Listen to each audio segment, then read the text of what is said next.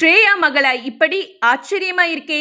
நடிகைகள்லே நச்சுன ஒரு ஸ்ட்ரக்சர்னா அது ஸ்ரேயா மட்டும்தான். அட் அ டைம்ல ட்ரெண்டியாகவும் ட்ரெடிஷ்னலாகவும் ரசிகர்களை இம்ப்ரெஸ் பண்ணாங்க. ரஜினிகாந்த், விஜய், விஷால், தனுஷ், எஸ்டிஆர், சரத்குமார்னு எல்லா ஹீரோக்களோடையும் நடிச்சு சக நடிகைகளுக்கு டஃப் போட்டியாளரா இருந்தாங்க. எப்ப அவங்க வடிவேலு கூட இந்திரலோகத்தில் நான் அழகப்பன் படத்துல ஒரு பாட்டுக்கு டான்ஸ் ஆடினாங்களோ அப்ப பிடிச்சது அவங்களுக்கு 7.5. அதுக்கு பிறகு ஃபீல்ட் அவுட் ஆன ஸ்ரேயா கடந்த 2021ல ரஷ்யாவை சேர்ந்த ஆண்ட்ரே கோஷிவை காதல் திருமணம் செய்துக்கிட்டாங்க. இந்த காதல் தம்பதிக்கு ராதா சரண்னு ஒரு மகளும் இருக்காங்க. லேட்டஸ்டா மகள் ராதா செய்த விஷயத்த ஷேர் பண்ணாங்க ஸ்ரேயா. அதாவது, நான் வீட்ல எப்போதும் லூசான சல்வார் தான் போட்டுட்டு முடிய கொண்ட போட்டபடி இருப்பேன். ஒரு நாள் சிவாஜி படத்துல வந்த வாஜி வாஜி பாட்டை என் மகளுக்கு காட்டி அம்மாவை பாருன்னு சொன்னேன். அதுக்கு அவ எனக்கு இந்த பாட்டுல வர அம்மா தான் வேணும்னு சொன்னான்னு சிரிச்சபடியே ஷேர் பண்ணாங்க ஸ்ரேயா.